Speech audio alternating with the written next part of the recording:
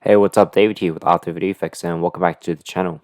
Today we're going to be creating this submarine scene using Element 3D, Blender, and AfterEffects. So we got a lot of detail here. So we got like an alphabet bubbles, we got some lights, we got this like grungy pipe here. And yeah, it's just going to be a lot of technique and a lot of fun for this tutorial. So yeah, without further ado, let's take a look at what we're going to be creating.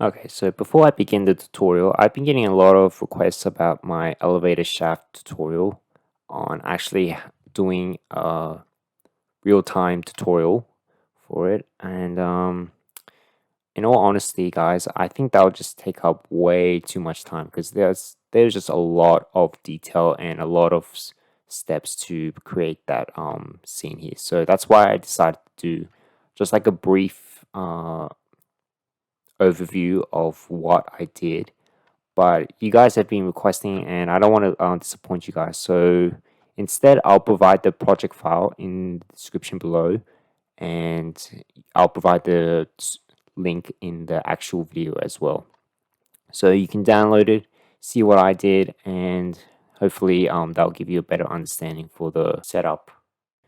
Alright, so the first thing you want to do is model your submarine here, and I used Blender just to model. I got some reference images, and yeah, it just assisted me with the modeling process. I'm not going to make a tutorial on actually how to physically model this from scratch because that'll just take forever. So instead, I'll just provide you guys with the project file and yeah, the OBJ file as well. So the first thing you have to do is, once you finish modeling this, is export it as OBJ. So you can just do that. We're going to File, Export OBJ or Wavefront OBJ, and just save it wherever. So I'm just going to save it here, Export OBJ. And once it's done, you can just import it into Element 3D, into your models folder. And once you've done that, we've done the hardest part. We can just now go into the compositing stage. Okay, so once you've exported your model into an OBJ, we can now start compositing this inside of AfterEffects.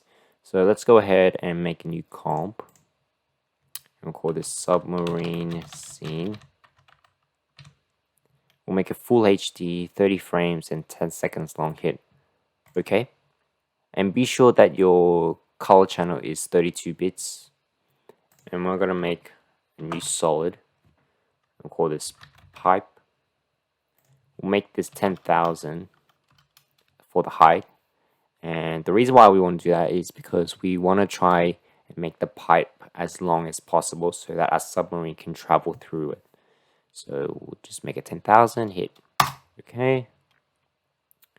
And now we're just going to add a fractal noise effect.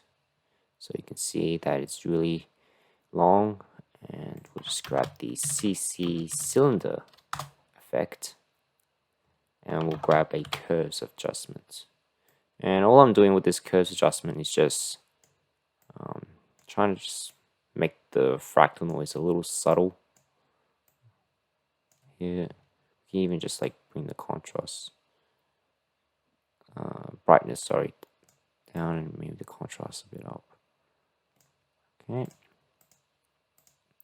And I want to rotate this about 90 degrees. And I think my Z rotation was about 122. And if we just grab a new camera, so Control Alt Shift C, and make a 35mm, hit OK. And if we just rotate this, we can see we can create a tunnel. And I want to just duplicate that pipe and just turn off the CC cylinder. And what I want to do is just make this background subtle, like that. We can even just like scale it down a bit, maybe about 75. Okay, And that's basically our pipe setup. I'll just rename this as background pipe so that we won't get confused. Alright, so let's go ahead and create our element 3D layer. So I'm going to first save this project and just create a new solid. We'll make it white and we'll make it E3D. Okay. Oh, we should probably just make this as comp size. Okay. And let's grab the element 3D layer. And let's jump into scene setup. Okay, so here we are in element 3D, and as you can see, it's blank, obviously. And let's grab my submarine model. Hit OK, and you can see it's really tiny. Let's make this like about 3000 for the scale. Just push it up here. Push it back a bit. Okay, and for the materials, I think I chose metal, metal rusted 2. And I'm just gonna make this pretty. Let's make this as a box repeat, and we'll just maybe turn up the repeat aspect for this so it looks all nice and rusty. And for the environment, I think I used backlight number 23. Yeah, we'll just maybe turn up the lighting here a bit. Maybe we can even just like change some of these settings here just so that we can like get like a nice cool look to this. So I'm just gonna leave it like that. That's pretty much it for the model, so I'm just gonna hit OK. And as you can see, our model is all rotated, so that's okay. Let's go ahead, first things first, create a group null object. We'll call this sub transform. Okay, and then we'll just rotate this like that. We can even move it down a bit. I'm just going to change this to third res so I can get real-time changes to this. And maybe we can just adjust the rotation a bit. Cool. Alright, so let's go ahead and just grab some lighting to this. So I'm just going to hit Control Alt Shift L. We'll make it a parallel light. Might give this a little bit of a blue tone here. And we'll bring the intensity up. Hit OK. Now I'm just going to bring this to the side here. And then we'll duplicate it. And bring this here. And we'll lower the intensity, so maybe like 200. And I want to bring this intensity up to like 500. Okay, like that. And we can just make one more light. Make it an ambient light. Make it about 100. Okay. And that just gives us even lighting throughout the entire sub. Okay. Alright, so let's just bring these underneath here. Let's just put our camera on top here. Let's make it nice and tidy. And I might just scale it up to maybe like 110 just to make it a little bit larger.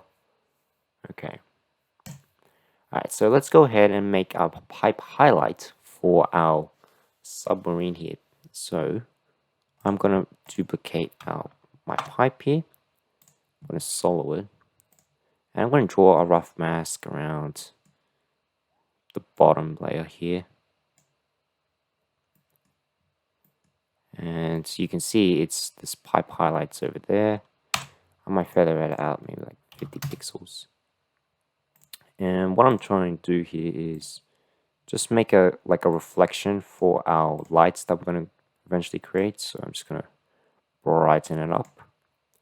I'm going to feather this mask out.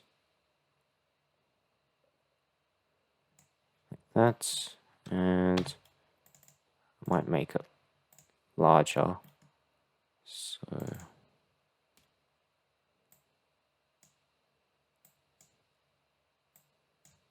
and I'm just going to move this closer to the camera. Okay. Now if we overlay it, you can see what we're trying to achieve here. Now it's a little too bright, so I might just bring that down just a bit. And for our cylinder here, I might just rotate this. Whoops. Maybe like, just so that we can't see that seam. And I'll probably do the same for this pipe here, so about 143. So it's symmetrical. Okay, and I might just bring that down a bit. And we'll call this pipe highlight. Okay, and might just adjust like this contrast a bit. Okay, just make it like that. Alright, so let's go ahead and just create some bubbles for our scene here. So Control Y, I'll make it black. Call this bubbles. Hit OK, and we're going to grab trap particular for this, so we can see bubbles bursting out. Let's change this to a box, just so that we can see it, and let's just distribute this along the X, Y, and Z here. So let's just make this out here. Just spread that out. And we'll make this about 200. Okay. Let's go into the designer. And I just want to make the particle type to a sprite. And we're going to choose the sprite.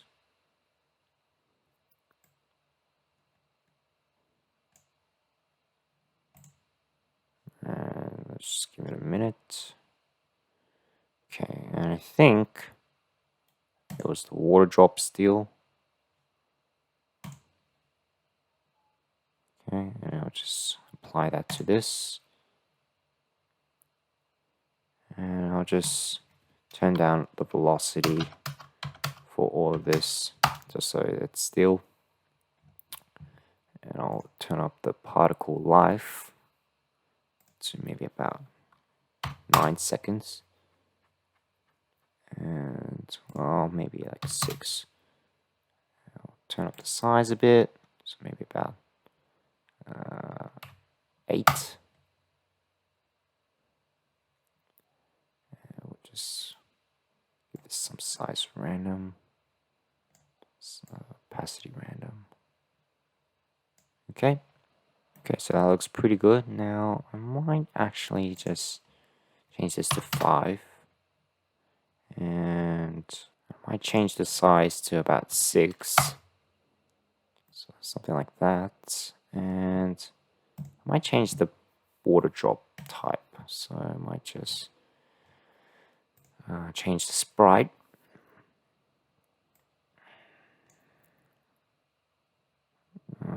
To water drop number 3. Okay. Yeah. Okay, apply. And we'll set this to add. Okay. And might just give this a little bit of a curves adjustment. Boost the alpha a bit. And boost the RGB a bit. Okay. That's looking good. And to top it off, we can go ahead and just make an animation for our pipe highlights. So come here to the mask. So just solo this for a minute, and we can animate this mask coming on and off. So let's just bring up like around here and just set the mask path here. Move forward maybe around the 8-second mark and just slide it along here. Okay, so now we have an animation for our pipe highlight, and I'm just gonna unsolo this. I'm gonna duplicate it, and I'm just gonna put this in between the bubbles in between the highlight, and then set the track map to alpha map. So that way, the bubbles are only revealed when the pipe highlight appears. So that's a friendly tip. So now, if we look at this, the bubbles are only appearing when the pipe highlight appears.